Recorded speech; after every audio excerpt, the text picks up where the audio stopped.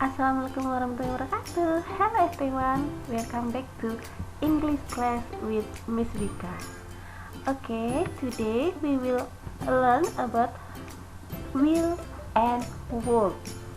Ya, masih tentang modal. Kalau pada minggu kemarin kita belajar tentang can and would, pada minggu ini kita akan belajar model lagi, tapi tentang will and would.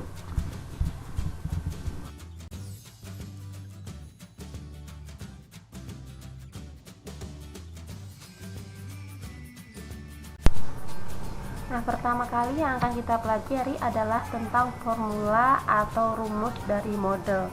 Rumus ini sudah kita pelajari pada pertemuan minggu lalu.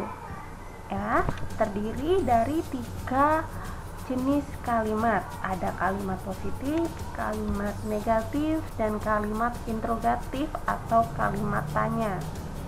Untuk kalimat positif, rumusnya adalah subjek plus modal plus verb one.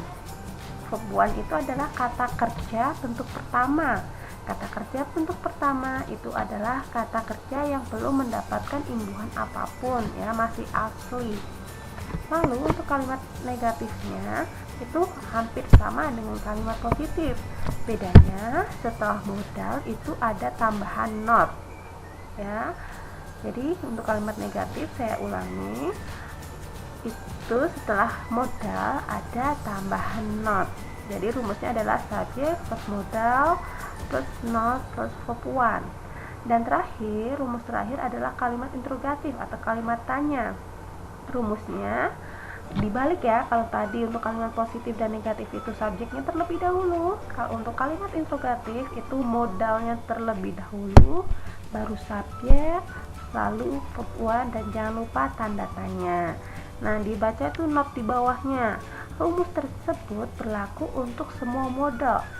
Kalau minggu lalu kan kita sudah belajar, ya, jenis-jenis model itu apa saja. Sudah tahu kan? Ada can, could, will, would, shall, should, may, might, must, had to. Nah, itu rumus di atas ini berlaku untuk semua model. Jadi jangan heran, ini kan rumus sudah saya pelajari minggu lalu, Miss. Nah, emang betul. Karena pada minggu lalu kita sudah belajar can, could, dan minggu ini kita akan belajar will, would. Jadi rumusnya tetap sama karena sama-sama model. Oke, bisa dipahami.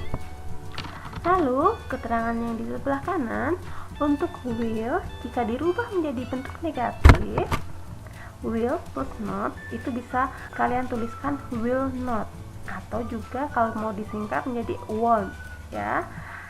Lalu untuk would ketika ditambahkan not menjadi would not, atau bisa kalian tulis juga wouldn't, ya. Wouldn't ini bacanya, ya.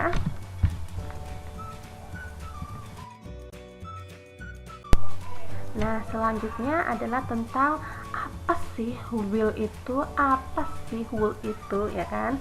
Jadi will dan would itu mempunyai arti yang sama, yang artinya akan. Will itu untuk menyatakan bentuk present dan future. Jadi untuk menyatakan bentuk sekarang, dan future itu adalah masa depan. Jadi will untuk menyatakan sekarang dan masa depan, sedangkan would untuk menyatakan bentuk past. Masih ingat bentuk past itu artinya apa? Past itu maksudnya adalah masa lalu. Oke, I will repeat again.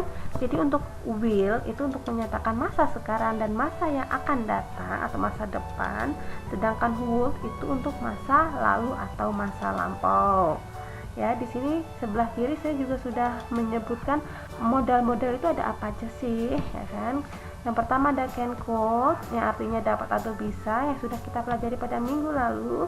Nah, untuk minggu ini kita belajar will, would, yang artinya akan. Selanjutnya kita akan fokus belajar tentang will. Jadi fungsi dari will itu ada 3. Yang pertama adalah will is used to express willingness in the present.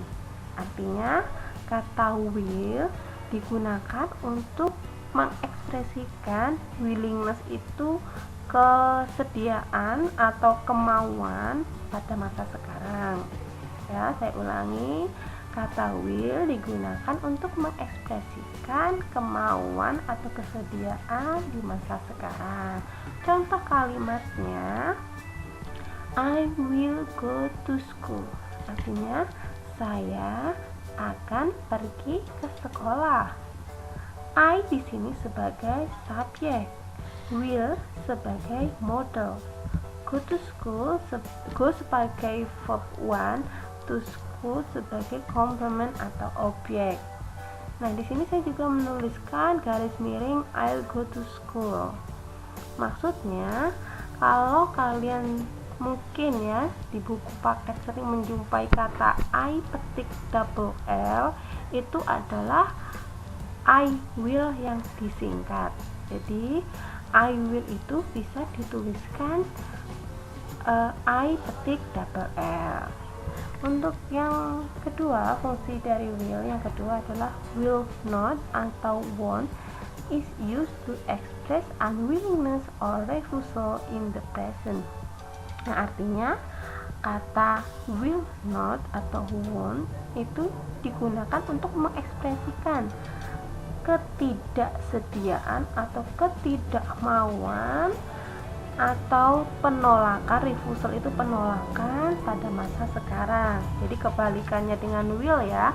Kalau will itu kemauan, kalau will not itu ketidakmauan. Contoh kalimatnya, John won't answer the phone. John tidak mau menjawab telepon. John di sini sebagai subjek, won't sebagai modal plus not, answer sebagai verb 1, the phone sebagai objek. And the last, yang terakhir, to express polite request, atau artinya untuk mengekspresikan permintaan dengan sopan. Nah, untuk will ini jenisnya adalah informal polite. Informal polite itu adalah kesopanan yang tidak resmi. Maksudnya gimana? Maksudnya adalah yang nggak resmi itu biasa kita ucapkan dengan teman sebaya atau dengan orang yang lebih muda daripada kita. Itu informal ya, nggak resmi. Contoh kalimatnya, will you carry that bag? Maukah kamu membawakan tas itu? Kalau ada pertanyaan seperti ini, jawabannya bagaimana? Hanya dua jawaban yang mungkin bisa kita gunakan untuk meresponnya, yaitu yes atau no. Kalau kalian mau menjawab yes, rumusnya adalah yes, I will, ya kan? Karena you ini kalau kita merespon sebagai jawaban berubah menjadi I, dan modal yang digunakan adalah will. Kalau jawabannya no adalah no, I will not, atau no, I won't. Ya, seperti itu. Sekarang tentang would. Fungsi dari would itu juga sama seperti will, ada 3. Would is used to express willingness in the past. Kata would digunakan untuk mengekspresikan willingness tadi apa? Kemauan atau kesediaan pada masa lalu, ya. Saya ulangi, kata would itu digunakan untuk mengekspresikan kesediaan pada masa lalu. Contoh kalimatnya adalah he would be punished. Dia akan dihukum. He sebagai subjek, would sebagai modal, be sebagai verb 1, punish sebagai objek atau komplementnya. Lalu fungsi yang kedua adalah would not atau wouldn't is used to express unwillingness or refusal in the past. Jadi kata would not itu digunakan untuk mengekspresikan ketidakmauan atau penolakan pada masa lalu. Contohnya, the door wouldn't open. Pintu tidak mau terbuka. The door sebagai subjek, wooden sebagai model plus not atau wood plus not, open sebagai verb 1. Lalu yang ketiga adalah untuk mengekspresikan permintaan dengan sopan tetapi jenis yang formal. Kalau yang will tadi informal, kalau yang would itu formal. Nah, untuk formal ini kita ucapkan kepada orang yang lebih tua daripada kita. Contohnya kepada orang tua, atau kepada guru, atau kepada saudara kita yang lebih tua gitu ya. Nah, contoh kalimatnya adalah would you help me? Maukah kamu membantuku?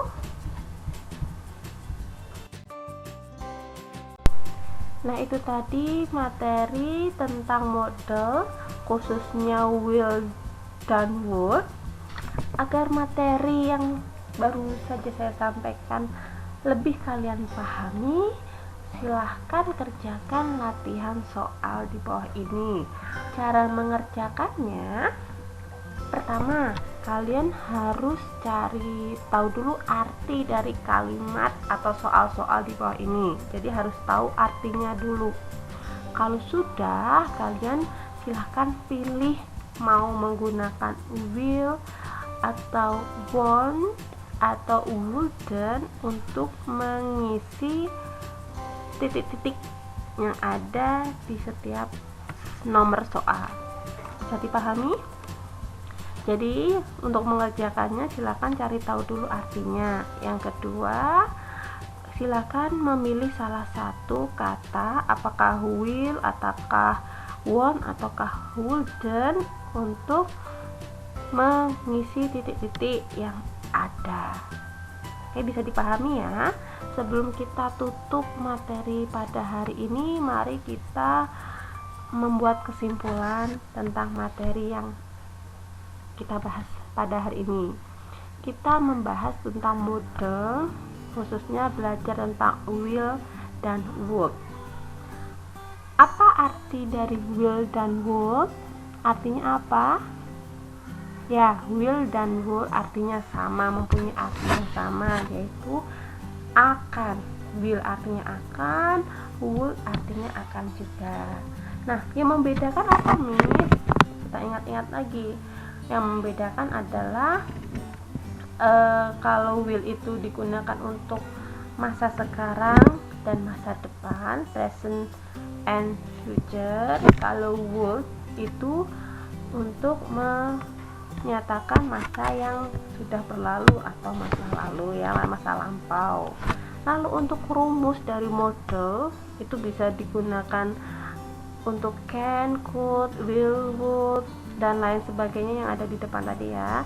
Rumusnya itu sama untuk model, yaitu untuk kalimat positifnya adalah subjek plus model plus verb 1. Untuk kalimat negatifnya sama seperti kalimat positif, hanya ditambahkan not di depan model, yaitu subjek plus model plus verb 1. Nah, untuk kalimat interrogatifnya itu dibalik. Kalau yang tadi subjek dulu baru modal, kalau untuk kalimat negatifnya model dulu baru subjek plus verb 1 plus tanda tanya. Oke, I think enough. Saya pikir cukup untuk materi hari ini. Akhir kata, wassalamualaikum warahmatullahi wabarakatuh. Bye bye and see you class.